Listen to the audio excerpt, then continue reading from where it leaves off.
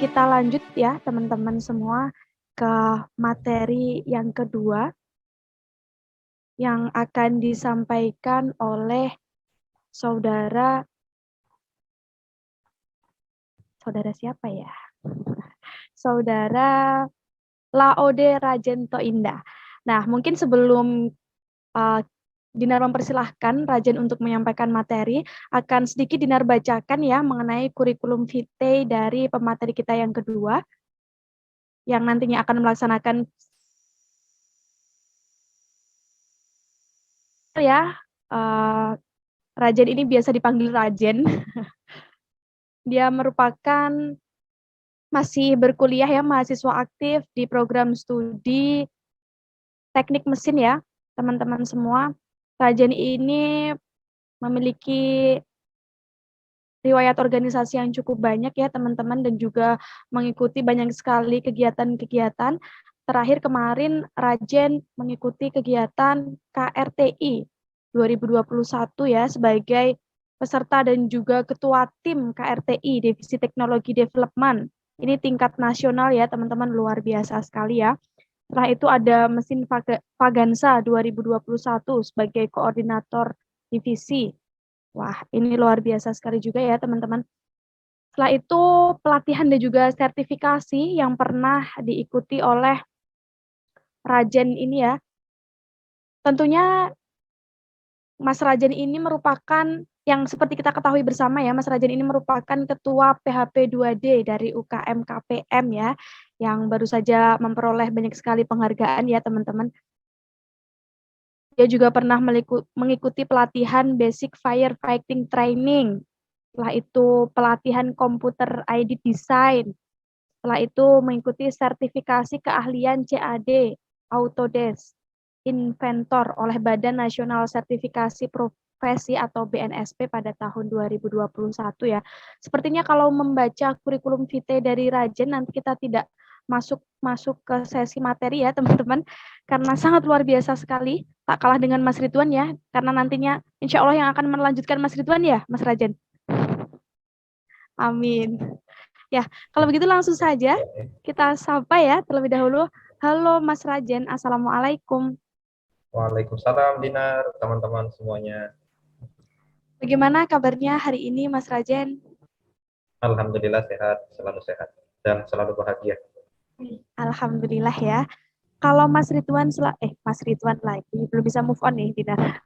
Kalau Mas Rajen selalu sehat dan selalu bahagia, semoga teman-teman juga seperti itu ya. Oke, sebelum kita memulai materi kita yang kedua, sharing session dengan Mas Rajen ya. Saya persilahkan dulu kepada teman-teman untuk mempersiapkan diri ya. Mungkin bisa dipersiapkan alat tulisnya, bisa on cam terlebih dahulu ya. Jadi pada sesi kedua ini kita akan melaksanakan sharing session program holistik pembinaan dan pemberdayaan desa atau PHP 2D dari unit kegiatan mahasiswa kelompok penelitian mahasiswa Universitas Muhammadiyah Yogyakarta yang terlaksana kemarin pada tahun 2021. Begitu. Jadi tanpa berlama-lama ya teman-teman, langsung saja kita sambut dengan berbahagia Rajen. Selamat menyampaikan materi Rajen. Aditya, boleh share screen?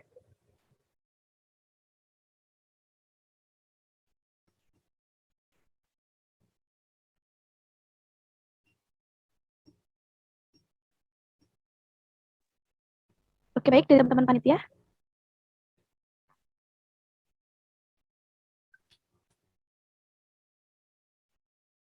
Oke, PPT-nya udah terlihat ya. Sudah. Jadi tadi itu teman-teman tahu tadi adalah Mas Ridwan. Mas Ridwan itu adalah mentor tim PHP 2D UKM KPM UMY setelah Mas Iqbal. Jadi mentor tim pemberdayaan itu ada dua, itu Mas Iqbal. Mas Iqbalnya lanjut kuliah, terus tidak lagi di divisi CSIC, dan sekarang diganti sama Mas Ridwan ya untuk jadi mentor di kegiatan pemberdayaan yang dilaksanakan oleh Universitas Muhammadiyah Yogyakarta.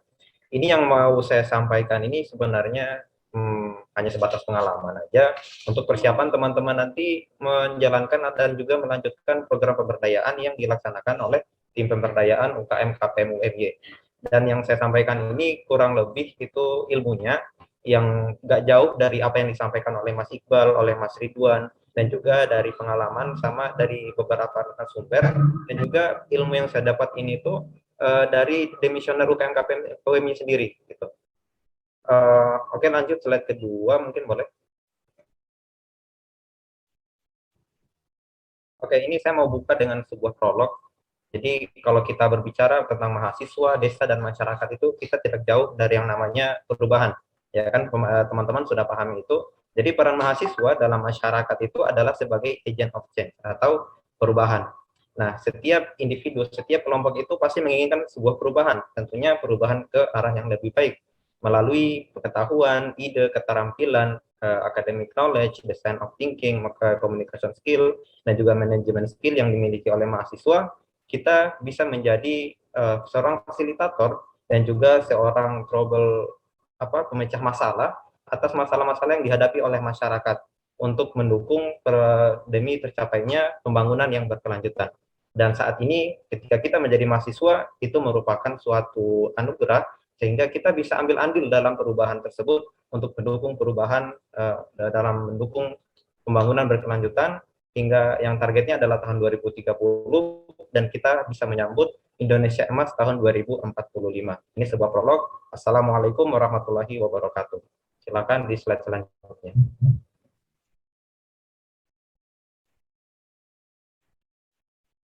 Nahmaduhu wa nusallimu ala rasulihil karim. Alhamdulillahirabbil alamin. Pada kesempatan ini kita diizinkan untuk berkumpul walaupun secara online untuk kita berdiskusi bersama tentang persiapan kita dalam melakukan kegiatan pemberdayaan.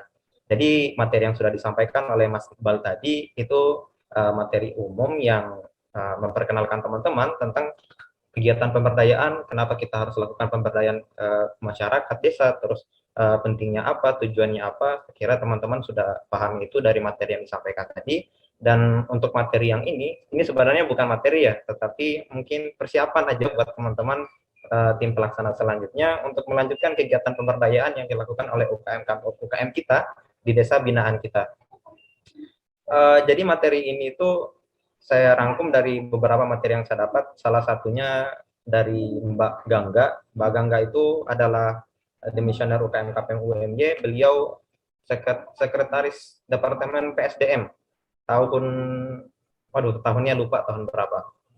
Oke, jadi kalau kita berbicara tentang community development atau pemberdayaan masyarakat desa itu tidak jauh-jauh dari yang namanya SDGs desa atau pembangunan berkelanjutan yang ada di desa.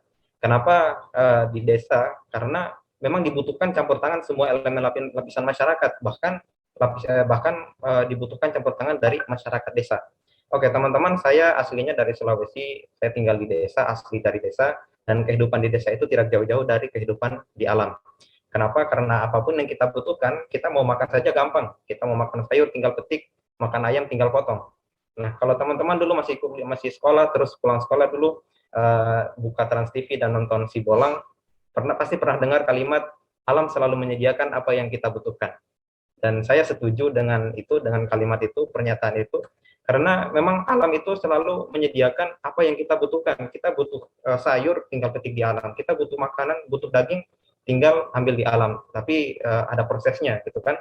Lalu apakah potensi yang ada di desa itu selalu sama? Tapi selalu sama tentunya tidak. Tapi punya keunggulannya masing-masing. Tentunya Allah sudah ciptakan alam yang ada di dunia ini semuanya punya keunggulannya yang untuk bisa dimanfaatkan oleh umat manusia, mulai dari sisi fisiknya, terus sisi biologisnya, kimianya, biologinya, hingga aspek-aspek sains yang lainnya. Itu demi kemaslahatan umat manusia, gitu kan. Mungkin kita bisa melihat kondisi alam yang ada di Flores dan juga kondisi alam yang ada di Jawa. Nah, kalau kita lihat itu keduanya punya perbedaan yang signifikan. Kalau di Flores notabene-nya kering, terus yang di Jawa notabene-nya adalah tropis atau mungkin basah gitu.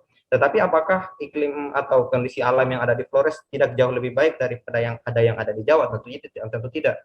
Lalu apakah kondisi alam yang ada di Jawa jauh lebih baik daripada kondisi alam yang ada di Flores? Tentu juga tidak. Semuanya punya takaran yang masing-masing Semuanya punya keunggulannya masing-masing. Oke, kalau kita berbicara tentang tentang kondisi alam yang ada di desa, itu ada 3 hal yang bisa kita lihat. Nah, pertama adalah termanfaatkan, kedua adalah termanfaatkan tetapi belum efisien, dan yang ketiga belum termanfaatkan sama sekali. Dan disinilah kita bisa ambil andil untuk memanfaatkan apa yang sudah termanfaatkan tetapi belum efisien dan juga belum termanfaatkan sama sekali. Oke, jadi potensi yang ada di desa selain kondisi alamnya juga sumber daya manusianya. Oke, semakin tinggi kualitas sumber daya manusia, maka semakin mendorong kemajuan suatu desa. Siapa yang menjalankan, siapa yang memanfaatkan potensi yang ada di desa selain sumber daya manusia yang ada di desa itu sendiri. Tetapi terkadang sumber daya manusia yang ada di desa itu perlu bantuan, perlu fasilitas untuk mendukung pemanfaatan potensi yang ada. Dan kita mahasiswa di sini dengan yang notabene-nya adalah manusia yang masih muda dan juga sedang menempuh pendidikan, itu mempunyai inisiatif yang paling banyak, inisiatif paling besar, dan juga mempunyai basic ilmu atau academic knowledge yang bisa kita alokasikan untuk membantu meningkatkan sumber daya manusia yang ada di desa, untuk memanfaatkan potensi yang ada di desa, supaya kita bisa selesaikan beberapa permasalahan yang ada di desa. Permasalahan seperti apa? Itu di slide selanjutnya.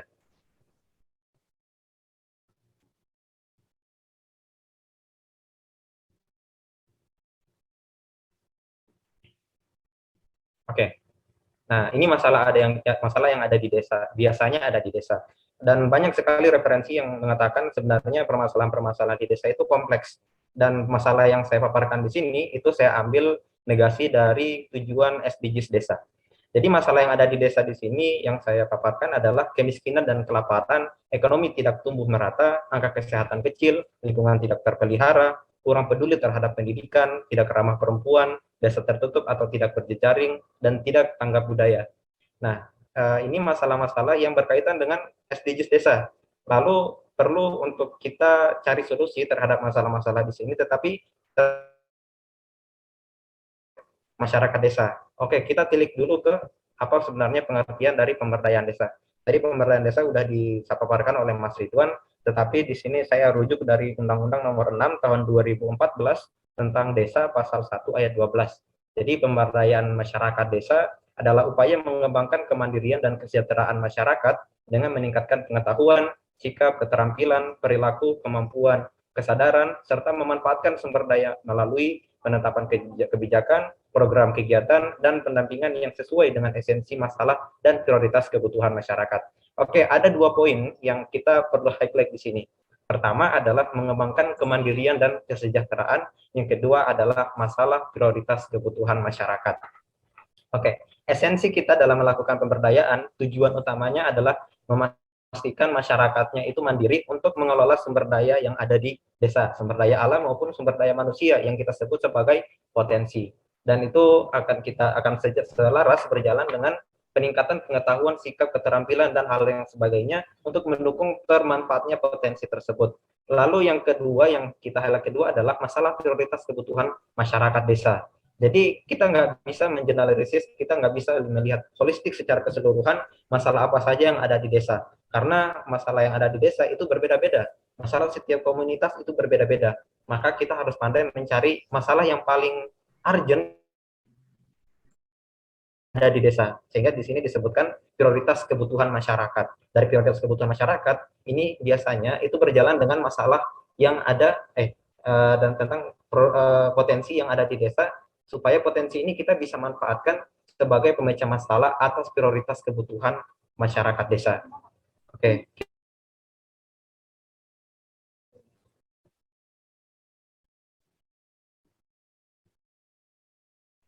Nah, jadi teman-teman perlu ketahui ini yang bakal lanjutin ya kegiatan pemberdayaan yang dilaksanakan oleh UKM-KPM UMY.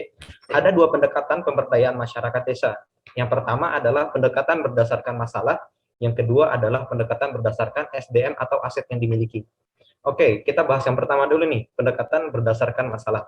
Jadi kita lakukan observasi di desa, yang kita observasi pertama adalah masalahnya dulu. Sebenarnya masalah yang dihadapi oleh desa itu seperti apa? Bukan mencari masalah ya, tetapi kita menemukan masalah. Nah, bagaimana cara kita menemukan masalah? Itu kita pergi ke desa dulu atau enggak ke pemerintah desa untuk kita lakukan wawancara. notabene-nya atau paling banyaknya masyarakat desa itu mengeluhnya di bidang apa. Nah, itu kita bisa klarifikasi sebagai klasifikasikan sebagai masalah yang dihadapi oleh masyarakat desa. Nah, selain kita berkunjung ke kantor desa mencari data di situ, kita bisa juga lakukan observasi tentang masalah yang ada di sana. Dan yang namanya masalah itu selalu berjalan berdampingan dengan alternatif solusi. Alternatif solusi itu biasanya berasal dari potensi yang dimiliki. Nah, itu kita sudah pahami bersama. Kemudian pendekatan berdasarkan SDM atau aset yang dimiliki. SDM atau aset ini juga merupakan prioritas merupakan potensi dalam menyelesaikan permasalahan yang sebelumnya sudah ada di sana. Manfaatkan SDM dan manfaatkan aset yang ada sebagai solusi alternatif yang bisa kita berikan, yang bisa kita berikan fasilitas demi mencapai terselesaikannya masalah yang ada di desa tersebut. Oke, dari dua pendekatan tersebut, itu kita harus perhatikan tiga hal nih, teman-teman. Pertama adalah time, waktu, kemudian scope, kemajuan, dan juga budget atau keuangan.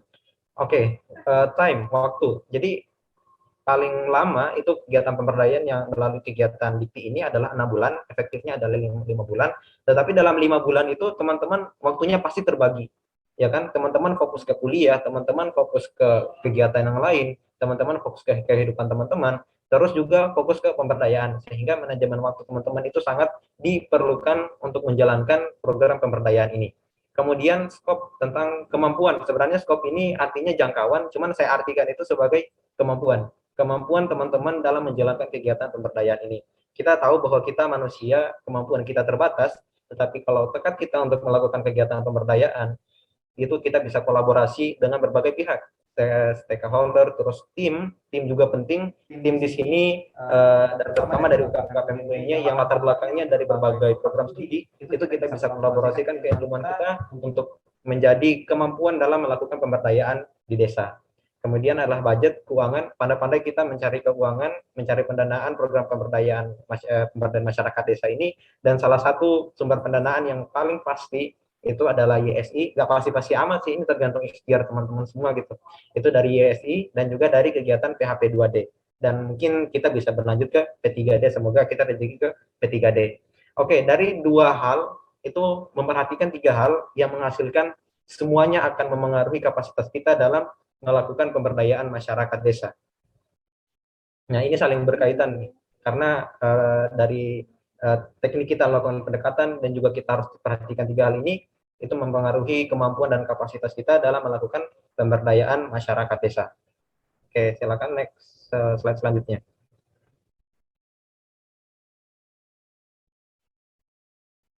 Oke, jadi ini tentang step untuk menjalankan program pengabdian nih. Ada tiga langkah yang biasanya kita pakai untuk melakukan sebuah kegiatannya umum ya. Mungkin kegiatan yang sering teman-teman lakukan itu pasti dilakukan dengan persiapan, kemudian aksi dan juga musahabah atau penilaian gitu. Jadi persiapan ini dibutuhkan analisis. Jadi teman-teman ke desa itu lakukan observasi, analisis kebutuhan dan juga masalah yang ada di masyarakat desa. Kemudian setelah didapatkan masalah itu, teman-teman rancang tujuan capaian programnya berdasarkan masalah dan potensi yang ada di desa tersebut. Nah, tujuan dan capaian programnya itu seperti apa? Teman-teman silakan rancang. Kemudian perizinan. Hal baik apapun yang kita lakukan tanpa perizinan itu sifatnya adalah ilegal, sehingga kita tetap butuh yang namanya perizinan. Dan perizinan yang ada di kegiatan pemberdayaan itu sifatnya resmi dan template surat perizinannya itu dikeluarkan oleh langsung dari kementerian kalau melalui kegiatan PHP 2D yang melalui kegiatan PHP 2D yang dilaksanakan oleh Belmawa. Kemudian juga tentang konsep pembangunan yang sudah didapatkan, potensi yang sudah didapatkan, silakan teman-teman bangun konsep pembangunan seperti apa, dipikirkan konsep pembangunan seperti apa supaya bisa dihasilkan tujuan dari pemberdayaan yang sebenarnya. Oke, yang kedua adalah action atau aksi dari persiapan. Di sini ada perencanaan dan juga persiapan, tetapi sifatnya adalah pematangan. Setelah matang, itu teman-teman lakukan apa yang sudah direncanakan tersebut. Dan yang ketiga adalah assessment atau penilaian. Nah, dari penilaian ini ada dua hal yang dilakukan. Pertama, monitoring dan evaluasi. Teman-teman selalu monitoring apa yang sudah dilakukan, kemudian dievaluasi jika ditemukan kegagalan, supaya bisa diperbaiki untuk menjadi pembelajaran di masa yang akan datang ketika teman-teman masih melakukan kegiatan pemberdayaan di desa pembinaan untuk teman-teman jalankan. Dan yang kedua itu adalah pengembangan atau penutupan. Jadi pengembangan ini ketika jangka waktu teman-teman dalam melakukan pemberdayaan itu masih sudah selesai, tetapi ternyata targetnya belum tercapai, maka perlu dilakukan pengembangan. Banyak hal yang bisa dilakukan untuk lakukan pengembangan ini. Salah satunya adalah dengan mengikutkan kegiatan pemberdayaan yang sebelumnya sudah dijalankan untuk diikutkan ke kegiatan pemberdayaan selanjutnya. Dan juga bisa memberdayakan secara utuh masyarakat desa binaan. Kemudian penutupan di sini ketika target, tujuan dan juga apa namanya ya tujuan dari pemberdayaan sudah didapatkan, maka silakan ditutup kegiatan pemberdayaannya, artinya tugas teman-teman itu sudah selesai.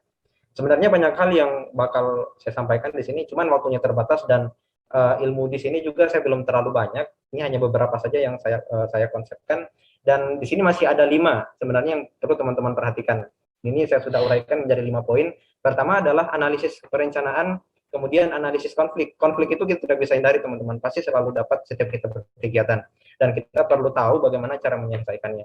Kemudian prinsip kegiatan seperti apa, perencanaan aksi pembangunannya seperti apa, dan teknik penilaian atau teknik asesmen tekniknya seperti apa. Ini mungkin kita bisa rencanakan ya teman-teman panitia, kita bisa bikin forum FDG bareng, kita undang Pak Gangga sih kalau menurutku. Soalnya beliau itu sudah ahli di bidang pemberdayaan. Kemarin beliau lakukan pemberdayaan itu hingga ke Afrika kalau tidak salah. Dan materi ini saya rangkum dari materi Pak Gangga kemarin. Oke, silakan lanjut di slide selanjutnya. Oke, jadi dari beberapa slide yang tadi sudah saya jelaskan, kalau kita sederhanakan, itu menjadi 3 poin ini. Jadi pertama kita identifikasi masalahnya dulu apa, kemudian kita identifikasi potensinya apa, ketika kedua hal ini sudah kita lakukan, maka kita bisa rencanakan yang namanya alternatif solusi dari masalah terhadap potensi tersebut. Nah, akhirnya apa? Masuk ke pemecahan masalah bersama.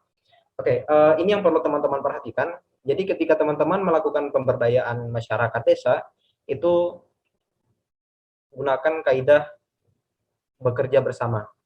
Bukan kita yang selesaikan terus serahkan ke masyarakat desa. Ini sebuah kesalahan yang memang dilakukan oleh tim pemberdayaan selanjutnya. Jadi kita benar-benar itu selesaikan masalahnya dulu, terus kita sampaikan ke masyarakat desa. Akibatnya apa? Dampaknya apa? Ketika kita sudah tinggalkan desa itu dan ada sedikit problem, tidak bisa diselesaikan problem tersebut. Mungkin bisa, tetapi hal yang rinci atau hal yang urgentnya itu mungkin kurang bisa diselesaikan karena semua fasilitasnya itu kita berikan secara langsung tanpa ada campur tangan dari masyarakat desa itu. Nah, jadi konsep teknik pemberdayaan yang dilakukan sebelumnya itu adalah teknik penyuluhan. Teknik penyuluhan di situ maksudnya adalah ketika ada masalah, itu kita benar-benar carikan dulu solusinya seperti apa, dan kita setelah dapat solusinya, itu kita sampaikan ke masyarakat bahwa solusi dari masalah ini tuh seperti ini. Beda dengan pemberdayaan secara utuh. Jadi pengertian pemberdayaan masyarakat desa yang lain itu adalah mengubah pola hidup masyarakat yang sebelumnya kurang baik menjadi lebih baik lagi dengan bersama-sama melakukan pemberdayaan. Bersama-sama di sini maksudnya adalah dari fasilitator, kita mahasiswa sebagai fasilitator nggak jalan sendiri, tetapi di situ ada campur tangan masyarakat. Jadi yang pusing itu bukan saja kitanya mahasiswanya, tetapi masyarakat desanya itu ikut ambil andil untuk pusing bersama. Pusing bersama di sini adalah maksudnya itu pusing dalam menyelesaikan masalah yang ada di desanya tersebut. Nah, ya, pola pikir masyarakat desa itu sederhana. Ini kata dosen ya, bukan kata saya. Masyarakat desa itu hanya ingin melihat hasilnya aja, dan sangat sedikit yang mau untuk berproses. Nah, dari hal itu kita usahakan mengajak masyarakatnya itu untuk sama-sama berproses gitu. Bukan hanya mengajak melihat hasil aja. Oke, mungkin awal-awal itu kita lakuin sendiri dulu, kita lakuin sama-sama mahasiswa dulu untuk melihatkan hasilnya sebagian dulu. Ketika hasil yang sudah kecil ini terlihat, baru kita ajak masyarakatnya untuk sama-sama merintis bersama usaha yang sudah dilakukan oleh mahasiswa di desa tersebut. Nah, ini pelajaran untuk kami, dan ini dievaluasi supaya nanti tim selanjutnya tidak mengulangi kesalahan yang sama. Ini adalah sebuah kesalahan, teman-teman. Oke, lanjut di slide berikutnya. Oke, jadi selama kita lakukan pemberdayaan selama 6 bulan itu ada beberapa hal yang kita dapatkan. Pertama adalah kebanggaan, kedua pengalaman, dan juga ketiga adalah keluarga baru. Kebanggaan di sini bukan tentang yang membuat hati itu menjadi sombong, ya tidak. Boleh bangga, tetapi nggak boleh sombong. Justru bangga di sini membuat kita lebih rendah hati. Kenapa? Karena kita, status kita di sini adalah mahasiswa, kita hidup masih terbergantung dengan orang lain. Syukur-syukur teman-teman itu bisa hidup dengan bergantung dari diri sendiri ya, teman-teman hebat. Tetapi notabene-nya paling banyak mahasiswa itu hidup masih bergantung dengan orang tua, mungkin. Kalau saya masih bergantung dengan orang tua. Tetapi ketika saya masih bergantung kepada orang lain, saya sama teman-teman tim pelaksana pemberdayaan itu bisa memberikan dampak yang signifikan kepada orang lain, kepada kelompok masyarakat di jauh dari rumah, di desa yang kita tidak tahu, yang kelompok masyarakatnya notabene-nya kita tidak ketahui, tetapi kita mau bekerja bersama mereka, kita mau bekerja untuk mereka, kita mau untuk menyelesaikan masalah yang ada di sana bersama mereka. Bahkan kita tidak digaji, kita dapat kepuasan tersendiri bahwa selama kita menjadi mahasiswa dan masih bergantung hidup kepada orang lain, kita bisa bermanfaat untuk manusia yang lain. Ini mudah-mudahan kita bisa menjadi manusia yang disabdakan oleh Nabi kita. Yang kedua adalah pengalaman. Jadi kenapa saya tidak tulis di sini adalah ilmu yang bermanfaat? Karena pengalaman itu adalah guru yang terbaik, dan kita tahu bahwa guru itu merupakan sumber ilmu. Pengalaman di sini mulai dari pengalaman bagaimana kita menerapkan academic knowledge yang kita miliki, banyak sekali hal yang telah teman-teman tim pelaksana itu terapkan di sini, mulai dari cara membangun komunitas masyarakatnya, terus bagaimana cara membangun sistem pemanas yang ada di rumah produksi, terus bagaimana cara membranding UKM, membranding kegiatan ini di hal yang lain yang benar-benar itu diterapkan berdasarkan keilmuan yang telah didapatkan oleh teman-teman pelaksana selama duduk di bangku kuliah. Nah, pengalaman yang didapatkan juga pengalaman terhadap implementasi mata kuliah yang selama ini telah didapatkan. Dan yang ketiga adalah keluarga baru. Di sini kita benar-benar disambut. Silahkan teman-teman main ke sana, tidur di sana, masak di sana pun tidak ada masalah. Yang punya rumah itu terbuka banget. Yang punya rumah sudah anggap kita itu sebagai anak-anaknya. Karena memang beliau itu tidak punya anak dan merasa kesepian, dan ketika sangat senang gitu. Karena rumahnya terisi dan ramai oleh anak-anak. Sekarang rumah beliau lagi diperbesar, teman-teman berkegiatan di sana. Nantilah kita main ke sana bareng-bareng supaya kita lihat kondisi kondisi lingkungan di sana, kondisi masyarakatnya di sana, sebagai bentuk orientasi awal teman-teman ketika hendak mulai melakukan kegiatan pemberdayaan. Oke, slide selanjutnya.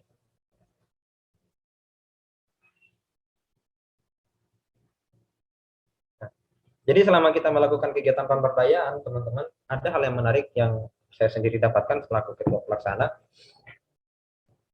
Jadi kegiatan ini tidak akan berhasil kalau tanpa tim. Tim ini sifatnya penting dan sangat krusial.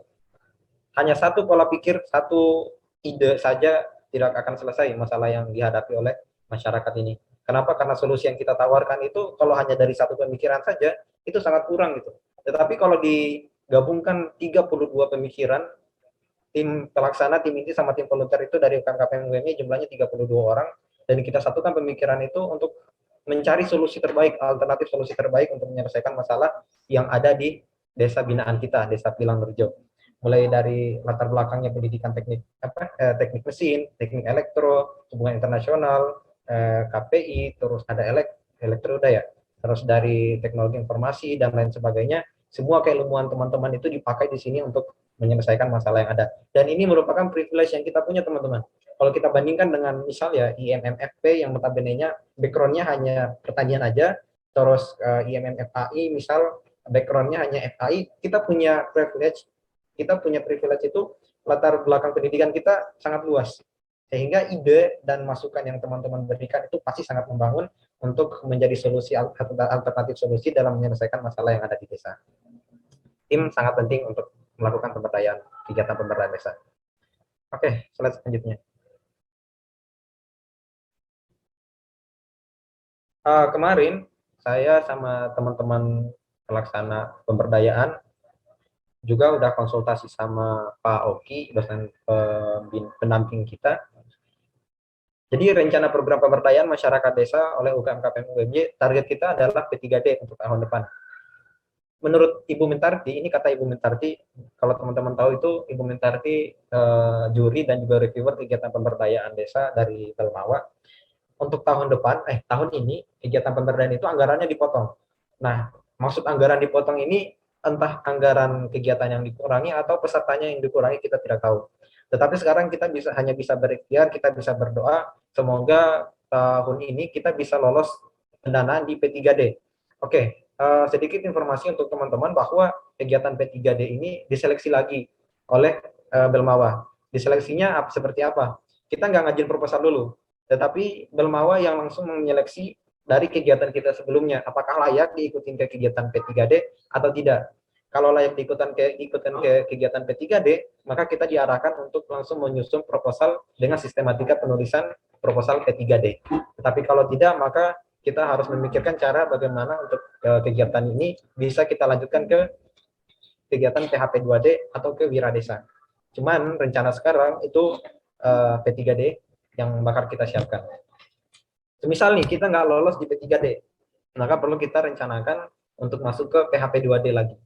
Tetapi kita ambil masalah yang lain, tapi kita usahakan subjeknya sama, masih agroindustri Handayani Kelor. Oke, dari hal itu mungkin di sini ada beberapa kegiatan sebelumnya yang sudah kita lakukan, ini sebagian kecil ya, ada 9 poin. Mungkin nanti teman-teman bisa baca, nanti saya share lah PPT-nya. Kemudian kegiatan yang belum dilakukan. Nah, kegiatan yang belum dilakukan ini ada 6 poin. Pertama, kita belum sosialisasi tingkat desa di sana. Kedua, kita belum melakukan pelatihan bersama ibu-ibu PKK. Kemudian kita belum melakukan pelatihan dan sosialisasi skala desa, bekerja sama dengan pemerintahan kelurahan Pilangnorjo, ini kita belum lakukan. Kemudian membangun koneksi mitra yang lebih luas juga kita belum lakukan. Peresmian dan lokakarya hasil. Nah, untuk rencana program selanjutnya, ini ada 3 poin, tetapi ketika kita kaji lagi, ini sangat banyak cabangnya. Seperti pengembangan AHK atau agroindustri Handayani Kelot. Yang kita kembangkan di sini banyak, rencananya ada 4 poin nanti sebagai pemasukan dari AHK. Pertama, di pengembangan pembibitan, kemudian produksi serbuk kelor, kemudian adalah produksi serbuk produk turunan, yang ketiga, wisata, fasilitas produksi, manajemen kelembagaan, dan lain sebagainya. Kemudian yang poin kedua, rencana program selanjutnya adalah sosialisasi yang meluas. Ini kita bisa kerjasama sama pemerintah desa Kelurahan Pilangrejo, misal mereka punya program kerja yang berhubungan dengan peningkatan sumber daya manusia warga desa, kita bisa masuk di sana untuk ikut ambil andil, kita promosikan kegiatan itu melalui program kerja mereka. Kemudian yang ketiga adalah lokakarya hasil, ketika program kita sudah berjalan, kita promosikan melalui kegiatan lokakarya. Itu sekaligus kita lakukan peresmian. Insya Allah untuk peresmian ini sebelumnya sudah dikabari oleh Pak Oki bahwa Pak Bupati Gunung Kidul itu bersedia kalau semisal kita undang dalam kegiatan peresmian agroindustri Handayani Kelor. Tetapi sifatnya adalah menyeluruh di satu desa Pilangrejo. Apalagi ya? Oke, next. Nah, yang tadi itu hanya gambaran awal aja. Mungkin bisa nanti kita diskusi lebih detail lagi tentang bagaimana perencanaan selanjutnya lebih dalam, karena di sini waktunya terbatas. Di sini diberi waktu hanya sampai jam 11 saja, sehingga hanya poin-poin umumnya saja yang akan saya sampaikan, yang telah saya sampaikan. Oke, untuk slide ini, jadi seperti yang saya sampaikan tadi, teman-teman masih statusnya mahasiswa, masih bergantung kepada orang lain, tetapi dalam status itu ketika kita bisa bermanfaat untuk orang lain, itu menjadi sebuah kebanggaan tersendiri dan memberikan rasa kepuasan ketika kita bisa bermanfaat untuk umat. Saya yakin teman-teman sudah pernah melakukan kegiatan sosial, dulu mungkin masih di kampung ikut kegiatan bakti sosial atau ikut kegiatan pemuda desa, Karang Taruna, dan lain sebagainya, yang notabene kegiatannya adalah ke pengembangan sumber daya manusia desa atau ke pemberdayaan desa. Dan di sini ketika kita statusnya adalah mahasiswa, kita benar-benar difasilitasi untuk kembali ikut ambil andil dalam kegiatan pemberdayaan tersebut. Semoga kita bisa menjadi manusia yang disabdakan oleh Nabi kita, sebaik-baik manusia adalah manusia yang paling bermanfaat bagi orang lain. Oke, slide selanjutnya.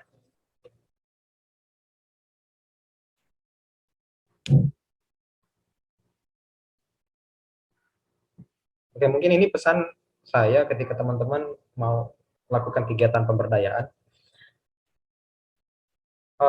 teman-teman nanti pasti akan keluarkan banyak material, itu pasti, karena lokasi kegiatan itu cukup jauh, sekitar 50 kilo. Tetapi pesan saya kepada teman-teman itu harus kuat, ikhlas. Inti dari kegiatan pemberdayaan itu adalah ikhlas untuk pelaksananya. Karena kalau kita semuanya ikhlas, ketika kita ikhlas jalankan kegiatan ini, hal yang bakal kita dapatkan adalah kepuasan dan ketenangan hati, rasa kebanggaan yang membawa kita untuk menjadi lebih rendah hati lagi. Karena kenapa? Karena pengabdian adalah sebuah kebanggaan, bukan pengorbanan. Ketika teman-teman telah selesaikan lakukan kegiatan pemberdayaan ini, masih tersimpan rasa bangga di teman-teman bahwa saya selama kuliah, selama menjadi mahasiswa, bisa menjadi agent of change yang telah teman-teman ketahui, bahwa sebagai menjadi seorang agent of change itu merupakan sebuah kebanggaan karena kita bisa memberikan dampak perubahan ke lingkungan, ke masyarakat. Oke, slide selanjutnya. Nah, ini slide terakhir ya. Ini slide terakhir, saya tutup dengan jargon dari UMY ketika melakukan pemberdayaan masyarakat. Bersama UMY, sinergi membangun desa, desa berdaya, Indonesia jaya. Terima kasih. Bila taufiq walhidayah. Wassalamualaikum warahmatullahi wabarakatuh. Waalaikumsalam warahmatullahi wabarakatuh. Baik, luar biasa sekali teman-teman materi yang telah disampaikan oleh Mas Rajen ya. Baik, kita langsung saja masuk ke sesi berikutnya ya teman-teman. Itu tadi materi-materi seputar PHP 2D yang sudah dilaksanakan oleh UKM KPM. Barangkali dari teman-teman sendiri ada yang ingin ditanyakan kepada Rajen. Oke, ini langsung ada di kolom komentar. Teman-teman yang lain bisa... Banyak banget nih. Oke. Oke, saya bantu membacakan ya, Rajen. Maaf Kak, izin bertanya. Ini dari Cindy. Untuk pemilihan tim PHP 2D atau YSI sendiri di KPM itu bagaimana ya? Apakah akan dibentuk banyak tim dan memberikan ide gagasannya terkait pemberdayaan masyarakat atau hanya satu tim saja? Dan apakah dalam pemilihan anggota tim ada kriteria atau persyaratan yang harus dipenuhi? Dan di tahun 2022 ini, kira-kira kapan akan dilaksanakan pembentukan tim PHP 2D dan YSI lagi, Kak? Wah, ini Cindy udah sangat bersemangat ya. Setelah itu, terakhir Kak, apakah kalau tim kita gagal di PHP 2D dan juga YSI, maka kita harus mengikuti KKN? Dan PHP 2D atau YSI, maka kita tidak perlu mengikuti KKN karena sudah bisa dikonvers gitu ya. Mungkin pertanyaannya ini dulu, Rajen bisa langsung dijawab terlebih dahulu, nanti kita lanjut ke pertanyaan selanjutnya dari Aufi ya. Ini tadi pertanyaan dari Cindy. Yang pertama mengenai pemilihannya dari tim PHP 2D dan YSI dari KPM itu bagaimana? Oke, saya langsung jawab ya.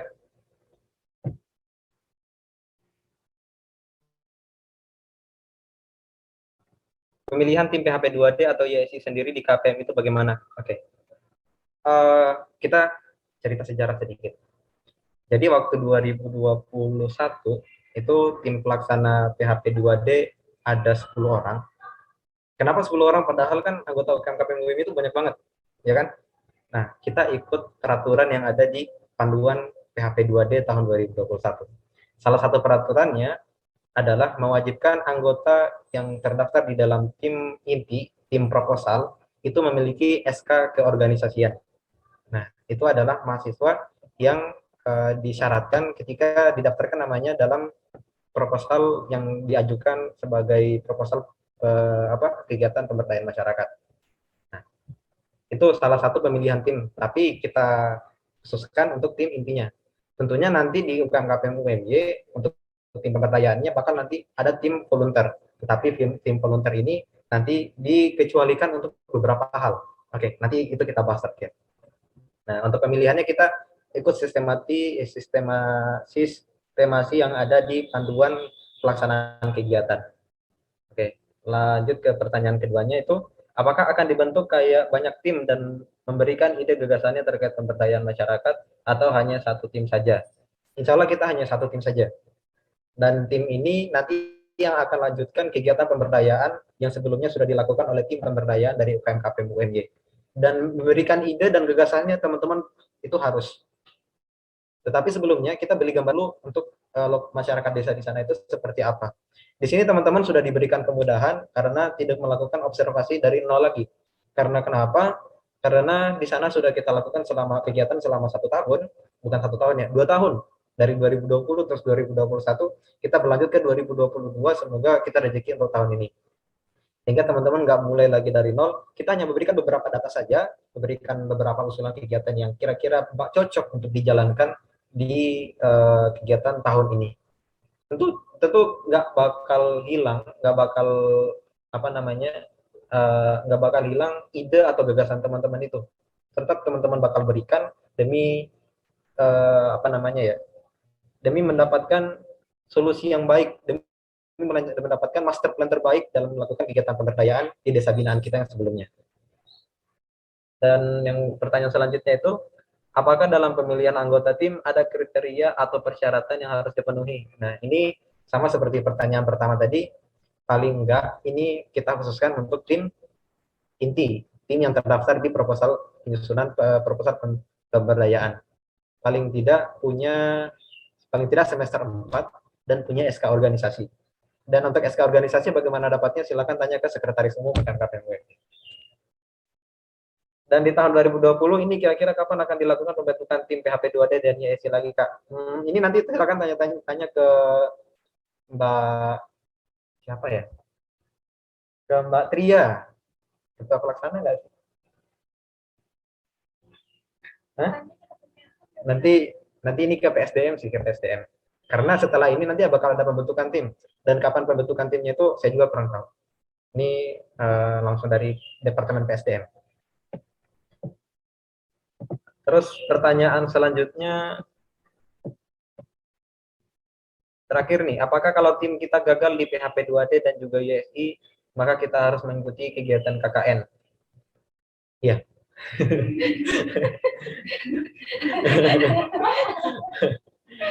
Iya, kita harus ikut kegiatan KKN. Kenapa teman-teman? Soalnya syarat kita untuk menyetarakan SKS KKN itu, kita punya beberapa berkas yang harus diajukan ke LP3M. Dan berkas-berkas tersebut adalah berkas kita selama mengikuti kegiatan pemberdayaan, baik PHP 2D, P3D Wiradesa, ataupun kegiatan YSI. Ataupun kegiatan pemberdayaan yang lain yang sumber pendanaannya dari berbagai pihak. Tetapi resmi ya. Nah, itu untuk pertanyaan dari Cindy. Nah, seperti itu Cindy, kira-kira udah menjawab belum? Oke, baik. Terima kasih Rajen atas jawabannya. Dari Cindy bagaimana? Apakah sudah menjawab?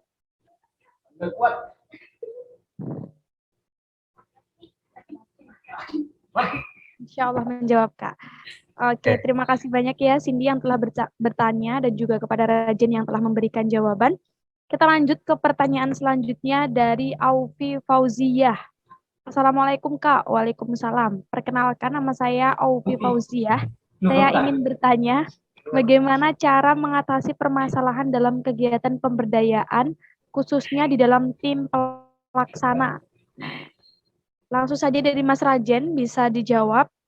Oke, saya belum mau jawab ini ya, masih lanjutkan yang tadi. Oh baik. Oh baik, Cindy, baik, boleh.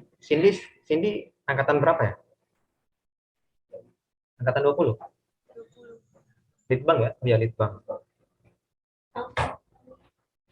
Angkatan 20, iya. Untuk angkatan 20 itu sebenarnya udah bisa untuk lakukan kegiatan pemberdayaan. Hanya saja, karena teman-teman, Cindy anggota baru atau struktural ya?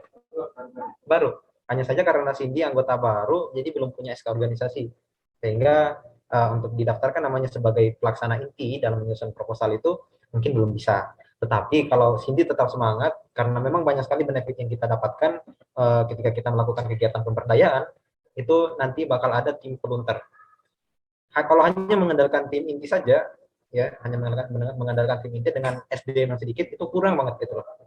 Kurang kenapa? Karena ide yang teman-teman berikan ketika semua orang dikumpulkan, itu kita dapatkan satu ide yang paling pas, yang paling bagus. Itulah ide yang terbaik yang bisa dipakai ketika kita menyelesaikan sebuah permasalahan. Ya kan? Itulah tujuan dari FDG. atau fokus diskus group. Nah, tetapi ada pengecualian yang seperti yang tadi ya, sifat saya simpan, pengecualian dari tim volunteer. Jadi untuk pengecualian ini teman-teman volunteer itu tidak bisa disetarakan kegiatannya ke kegiatan KKM. Jadi tetap nanti mengikuti kegiatan KKM. Hanya saja dari UKM nanti mempersiapkan piagam penghargaan sebagai bentuk komitmen teman-teman dalam melakukan kegiatan pemberdayaan selama beberapa bulan sebagai tim volunteer dalam kegiatan pemberdayaan yang telah dilakukan. Kenapa kita adakan tim volunteer? Teman-teman pasti sudah tahu bahwa ranah gerak UKM KPMG itu ada 3. Oke, pertama apa? Penulisan, penelitian, dan juga adalah pemberdayaan. Yang diberdayakan siapa? Yang diberdayakan adalah mahasiswa dan masyarakat. Dan di sini kita fasilitasi teman-teman untuk menjalankan atau mengimplementasikan ranah gerak yang ketiga ini, pemberdayaan masyarakatnya. Supaya teman-teman itu punya pengalaman yang luar biasa ketika selama masa kuliah bisa memberdayakan masyarakat desa, dan ketika teman-teman sudah lulus nanti ternyata ketika teman-teman balik ke desa dan ternyata di situ ada sebuah permasalahan dan ternyata lagi teman-teman ditunjuk untuk menyelesaikan masalah tersebut. Teman-teman nggak bakal kalang kabut lagi, teman-teman sudah punya pengalaman yang banyak tentang melakukan pemberdayaan desa dan dalam melakukan pemecahan masalah yang ada di lingkungan sekitar. Intinya, pengalaman itu penting apapun status teman-teman. Nah, seperti itu. Oke, kita lanjut pertanyaan Aufi. Aufi ini di samping saya, nggak mau langsung tanya langsung.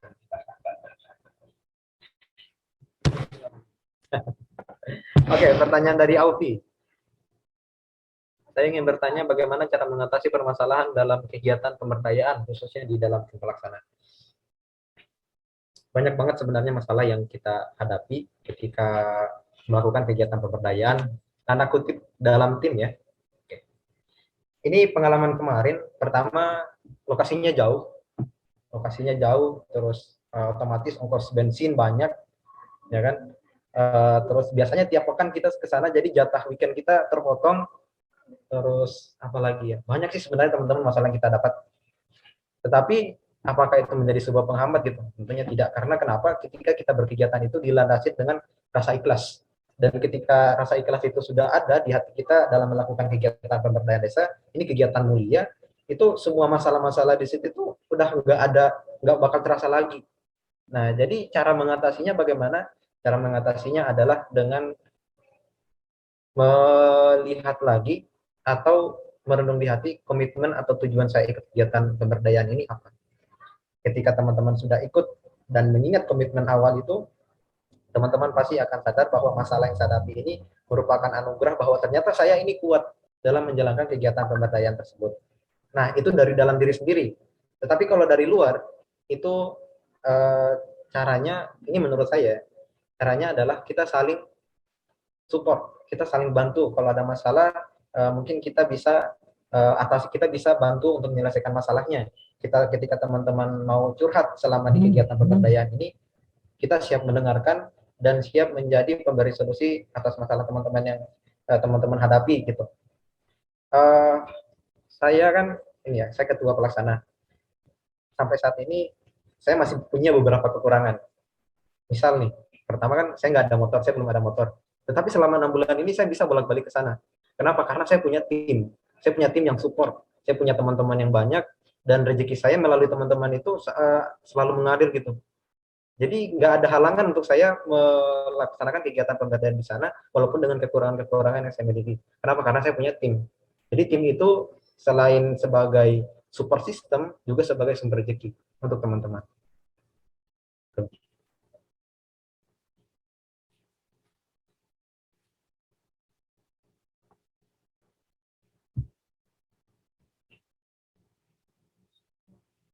Iya, mungkin seperti itu, Aufi.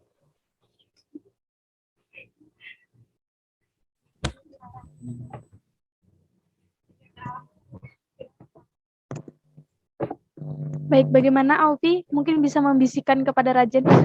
Sudah cukup atau belum? Ya, paham Kak. Oke. Baik, itu tadi ya Terima kasih ya kepada Aufi yang sudah bertanya dan juga kepada Mas Rajen yang telah memberikan jawaban. Mungkin satu penanya lagi teman-teman, kita tunggu.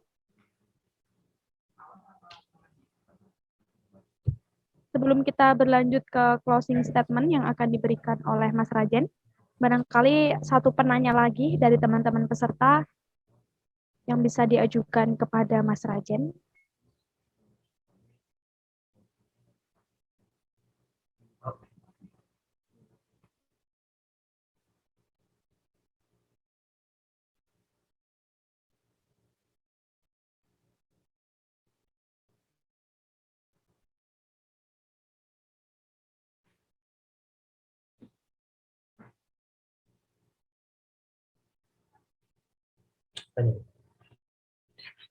Ada yang nanya? Oke, baik teman-teman. Sekali lagi ya, barangkali dari teman-teman ada yang ingin bertanya, silahkan raise hand ya. Setelah itu perkenalkan diri dan mengajukan pertanyaannya, atau kalau tidak bisa menuliskan pertanyaannya di kolom komentar. Juga kembali saya ingatkan kepada teman-teman, seperti yang sudah di-share oleh teman-teman panitia di kolom chat, silakan untuk melaksanakan presensi kegiatan kita pada siang hari ini ya. Untuk linknya bisa di-share kembali dari teman-teman panitia. Nah, teman. Oke, baik. Apakah ada yang ingin bertanya?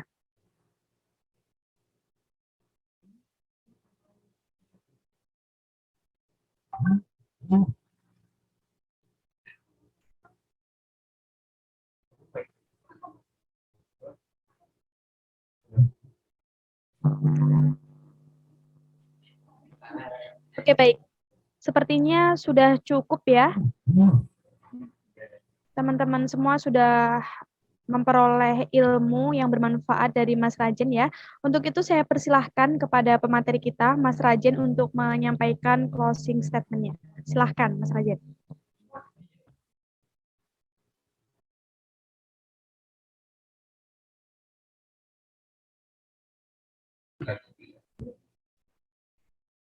Oke, teman-teman, mungkin sebelum saya tutup,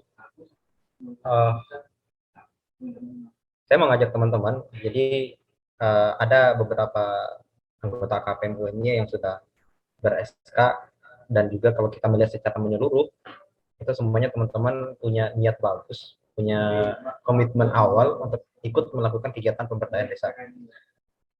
Saya mengajak teman-teman untuk sama-sama mantapkan niat, kuatkan hati teman-teman untuk kita coba buat sebuah solusi atas masalah-masalah yang ada di desa binaan kita. Nanti insya Allah ada kegiatan ini, kelas motivator bisnis. Kelas motivator bisnis yang bakal dilaksanakan di desa binaan kita. Hanya tanggalnya itu sebenarnya tanggal 5 Februari besok.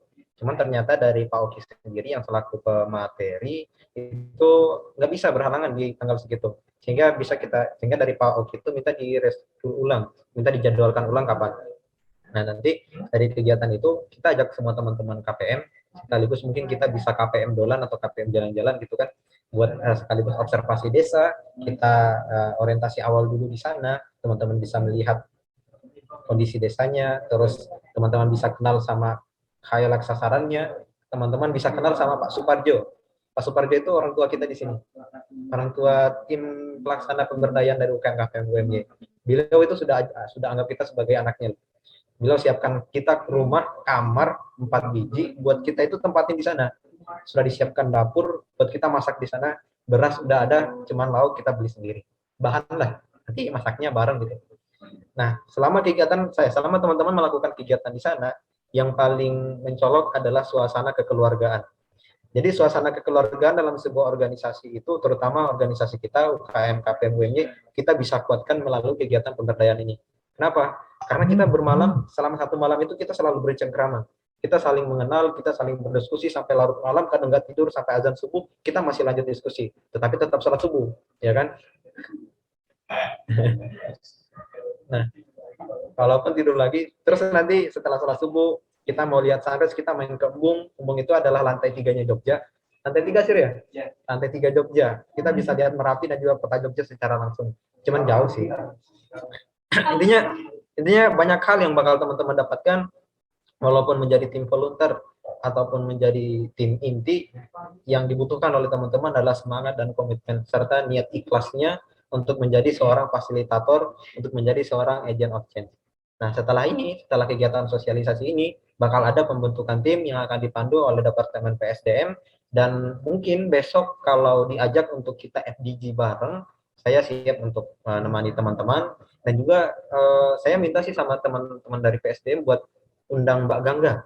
Mbak Gangga itu orang yang paling menurut saya, ilmu yang dia berikan kemarin pada saat webinar itu sangat luar biasa, karena benar-benar diterapkan walaupun secara tidak langsung kita sadari gitu bahwa ini yang sudah kita terapkan selama melakukan kegiatan pemberdayaan.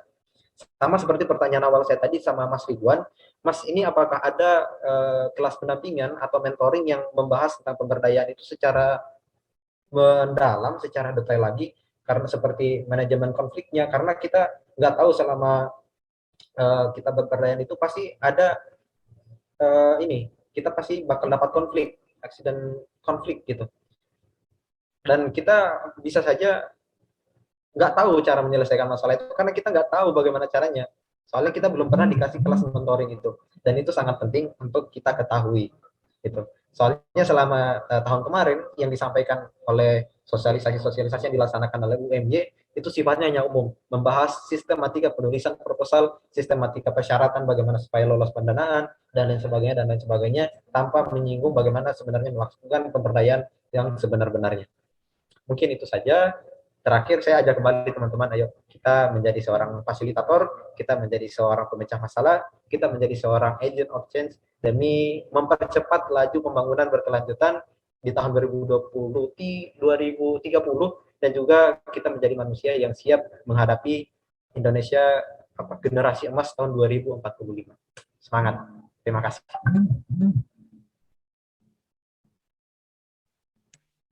Baik, luar biasa sekali ya closing statement yang telah disampaikan oleh Mas Rajen. Oke, langsung saja teman-teman, kita memasuki sesi terakhir ya. Kita laksanakan foto bersama lagi ya. Mungkin teman-teman bisa menghidupkan kameranya dan dengan mengaplikasikan virtual background dari panitia.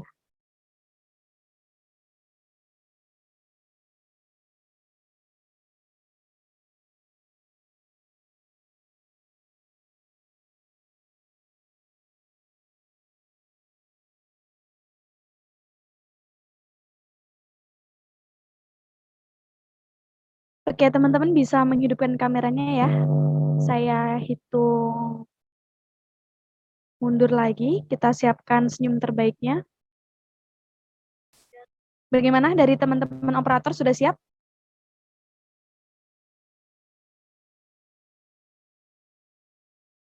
Dari teman-teman operator sudah siap? Oke, baik. Saya hitung mundur ya. 3, 2, lagi. 3, 2, 1. 3, 2, 1. Oke, cukup. Oke, terima kasih banyak. Saya ucapkan sekali lagi kepada Mas Rajen atas sharing session yang telah dilaksanakan ya, teman-teman. Saya juga mengucapkan terima kasih juga kepada teman-teman peserta pada kegiatan siang hari ini yang telah bersedia mengikuti kegiatan dari pagi tadi sampai ini menjelang siang ya. Semoga apa yang kita lalui pada kegiatan hari ini dapat memberikan manfaat kepada kita semua. Amin. Karena saya juga bertindak sebagai moderator dan juga MC, sebelum saya tutup, saya menyampaikan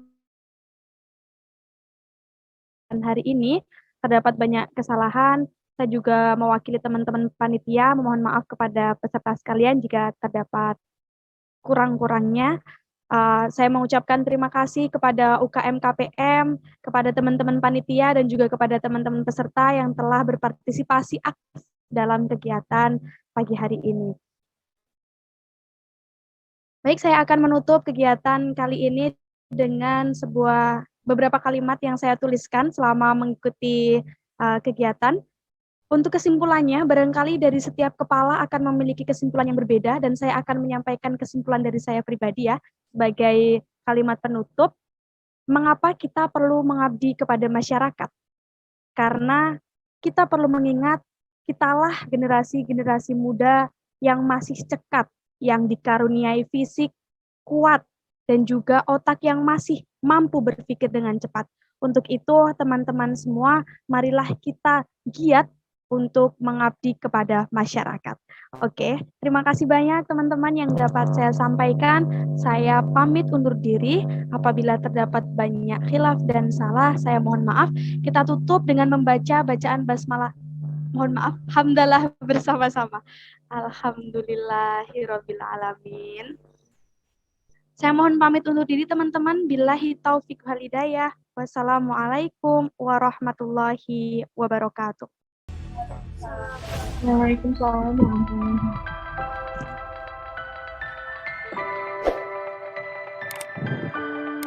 Terima kasih teman-teman. Sehat-sehat semua.